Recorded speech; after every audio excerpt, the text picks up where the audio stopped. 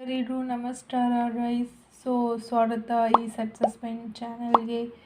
ಇವಾಗ ಏನು ಹೇಳ್ತಾ ಇದ್ದೀನಿ ಅಂತ ಅಂದರೆ ನಾನು ಡೆಫಿನಿಷನ್ ಆಫ್ ಪೈಥಾನ್ ಹೇಳ್ತಾ ಇದ್ದೀನಿ, ಮತ್ತು ಅದು ಅಪ್ಲಿಕೇಶನ್ ಎಲ್ಲಿ ಯೂಸ್ ಮಾಡ್ಬೋದು, ಆಮೇಲೆ why Python is very easy ಅಂತ ನಾನು ಅದಕ್ಕೆ ಆನ್ಸರ್ ಇವತ್ತು ನಿಮಗೆ ಡೀಟೇಲಾಗಿ ಹೇಳ್ತಾ ಇದ್ದೀನಿ. ಫಸ್ಟ್ ಬಂದುಬಿಟ್ಟು Python is an interpreted language and it is a general purpose or multi-purpose and high-level programming language. And Python is a basically object-oriented programming language. ಈ Python is A interpreted language ಅಂತ ಐತಲ್ಲ, ಈ interpreted ಅಂತಂದ್ರೆ ಇದ್ರದ್ದು meaning ಏನಂತ ತಿಳ್ಕೊಬೇಕು ನಾವು first.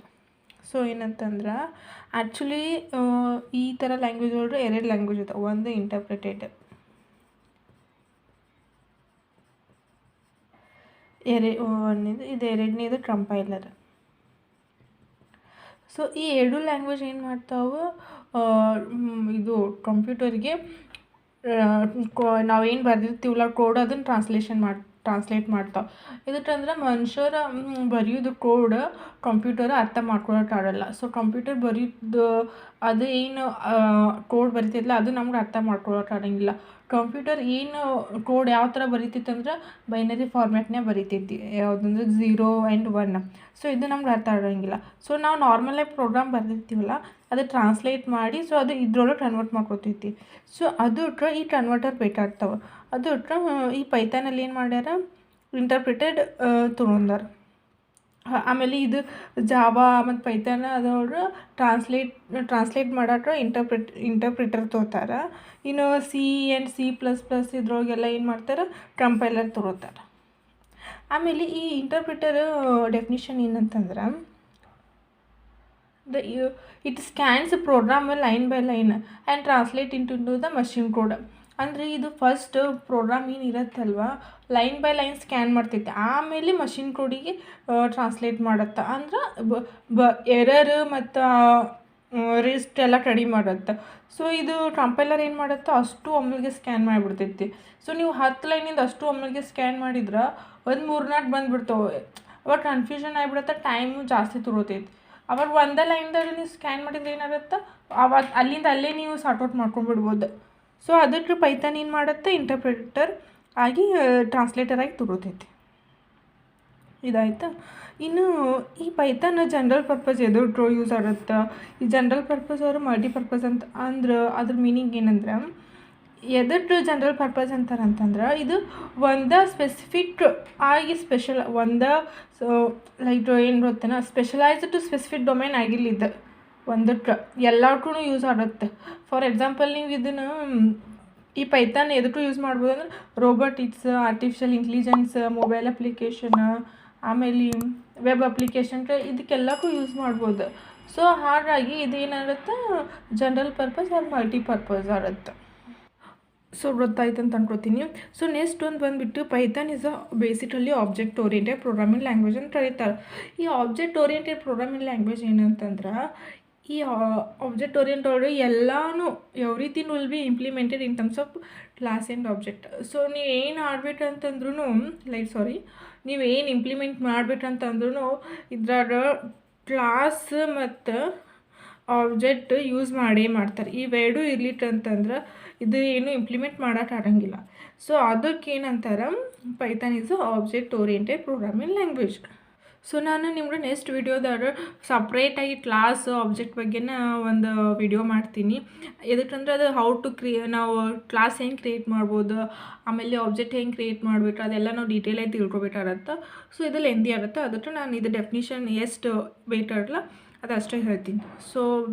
ಇದು ಡೆಫಿನಿಷನ್ ನಿಮ್ಗೆ ಅರ್ಥ ಆಯ್ತು ಅನ್ಕೋತೀನಿ. ಪೈಥಾನ್ ಈಸ್ ಇಂಟರ್ಪ್ರಿಟೆಡ್ ಏನಿದೆ ಟ್ರಾನ್ಸ್ಲೇಟರ್. ಆಮೇಲೆ ಜನರಲ್ ಪರ್ಪಸ್ ಆರ್ ಮಲ್ಟಿಪರ್ಪಸ್ ಅಂದ್ರೆ ಎಲ್ಲಕ್ಕೂ ಬರುತ್ತೆ, high level programming language.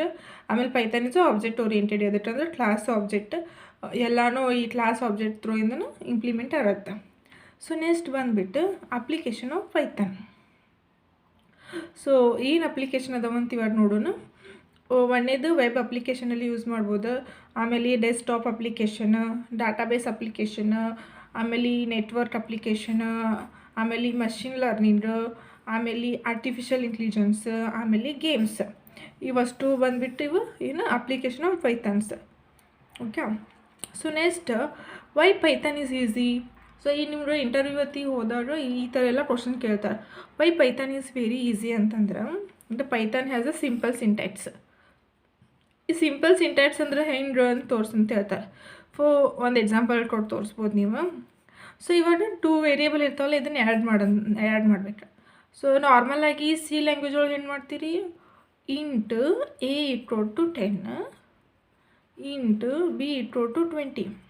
Okay, print f a plus b, ಇದಿಷ್ಟು ಸಿ ಲ್ಯಾಂಗ್ವೇಜ್ನಾಗ. ಇನ್ನು ಪೈಥಾನ್ದಾಗ ಇದೇ ಆ್ಯಡ್ ಮಾಡ್ಬೇಕಂತಂದ್ರೆ ನಾವು ಏನು ಮಾಡ್ಬೋದಂದ್ರೆ a equal to 10 b equal to 20. So print a plus b. So ಇಷ್ಟು ಸಿಂಪಲ್, ಎ ಬಿ ಆಮೇಲೆ ಪ್ರಿಂಟ್ ಹಾಕಿ ಇಷ್ಟು ಮಾಡಿಬಿಡೋದು. ಸೊ ಅದಕ್ಕೇನು Python has a simple syntax.